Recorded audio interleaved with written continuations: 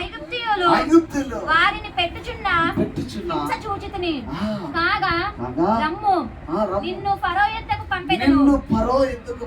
ఇశ్రాయేలీయులైన నా ప్రజలకు నీవు ఐగుప్తులో నుండి తోడుకొని పోవాలనెను. అందుకు మోషే నేను ఫరో యొద్దకు వెళ్ళుటకు ఇశ్రాయేలీయులను ఐగుప్తులో నుండి తోడుకొని పోవుటకు ఎంతటి వాడినని దేవునితో అనగా, నా వల్ల కాదయా, నేను ఎంతటి వాడిని, నేను సాధించలేనయా అని మోషే అంటున్నాడు. ఓ మోషే, అది కాదు, నిన్ను పిలిచిన వాడు నమ్మదగిన వాడు. నేను ఎందుకు అలా కనుక్కుంటావు?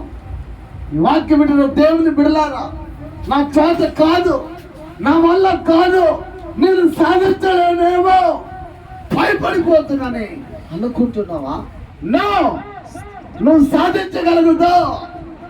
నీకు అసాధ్యం అంటే ఏది లేదు. నీ ప్రార్థన శక్తివంతమైనది. ప్రార్థనలో నువ్వు మొరపెడితే నిజంగా ఎనీ టైం ప్రార్థన చేయగలిగితే పట్టుదల కలిగి నువ్వు సాధించగలుగుతావు. ఈరోజు ఈ వాక్యం నుంచి మాట్లాడుతున్నాను.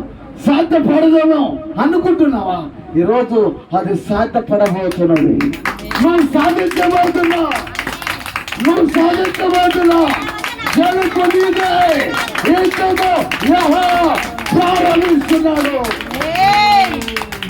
ఆయన చేయబోతున్నాడు. ఇష్టమా నువ్వు ఊరికి ఎత్తుపంతులు తీర్చి నిలబడితే నిలబడట నీ వంతు వాడుకునేవాడు ఆయన. హల్లెలూయా. నిజంగా మనం నిలబడితే చాలు. ప్రార్థనలో ఏ కార్యం కోసం, ఏ లోటు కోసం, ఏ అవసరాల కోసం మనం నిలబడితే అద్భుతంగా ఆయన వాడుకుంటాడు. ఆయన చేస్తాడంటే మనం పోయి యుద్ధాలు చేయడం కాదు. ఇక్కడ 2 దినవృత్తాంత గ్రంథంలో కూడా ఆశ ఒకానొక దినములో నెమ్మది కలిగినట్టు రాయబడింది.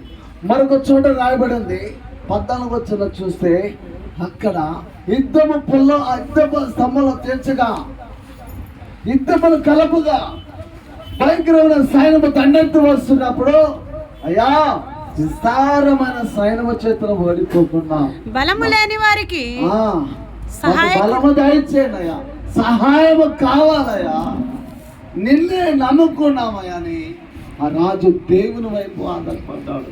మనుషుల వైపు ఆధారపడాల, దేవుని వైపు ఆధారపడడం. ఆ దేశాన్ని వదిలిపెట్టి వెళ్ళిపోతాం, దేవుని వైపు ఆధారపడుతున్నాడు. అయ్యా సహాయం చేయి, నిన్నే నమ్ముకున్నావయ్యా, నువ్వు తప్ప ఎవరూ లేరయ్యా అని రాజు అంటున్నాడు. రాజు గొప్పవాడు, కానీ దేవుని మీద ఆధారపడి అంటున్నాడు. ఈ వాక్యం వింటున్న ప్రియ దేవుని బిడ్డలారా, యేసయ్య మిమ్మల్ని చూస్తున్నాడు. ఈరోజు నిన్ను చూస్తున్నాడు, నీ పరిస్థితులు చూస్తున్నాడు, నీ లోటును చూస్తున్నాడు, నీ అక్కరను చూస్తున్నాడు. కానీ నాకెందుకు అని వెళ్ళిపోతున్నా, కానీ నిన్ను పట్టుకొని నడిపించబోతున్నాడు. నిన్ను పట్టుకొని నడిపించబోతున్నాడు. హల్లెలూయా. మోషే, అయ్యా నా వల్ల కాదయ్యా, ఓ నో అట్లా అన్నమాకు మోషే, నీ వల్ల అయితే అంతే. నా ప్రజలు బంధకాల్లో ఉన్నారు మోషే, నువ్వు వెళ్ళాలా అంటే ఇక్కడ 4వ అధ్యాయంలో రాయబడింది. అందుకు మోషే చింతగించుము, వారు నమ్మరయ్యా, నా మాట వినరు, యెహోవా నాకు ప్రత్యక్షము కాలేదందురు అని ఉత్తరమియ్యగా, దేవుడు నీతో ఏడు మాట్లాడండి అని చెప్పేసి అంటారయ్యా, నా మాట నమ్మరయ్యా యేసయ్యా అని యేసయ్యతో అంటుంటే, ఓ మోషే ఎందుకు అట్లా అనుకుంటావు? నీ చేతిలో ఏమనుందో కర్ర పడే పామైపోయింది. హల్లెలూయా. అది చూసి పారిపోతున్నాడు మోషే. నో, ఎక్కడ పోతున్నావు, యాడికి పోతున్నావు, రా దాన్ని పట్టుకో అంతే. ఆ పాము దేనికి సాదృశ్యం ఉందంటే సమస్యకు. హల్లెలూయా. అదొక సాధారణ సమస్యకు సాదృశ్యం.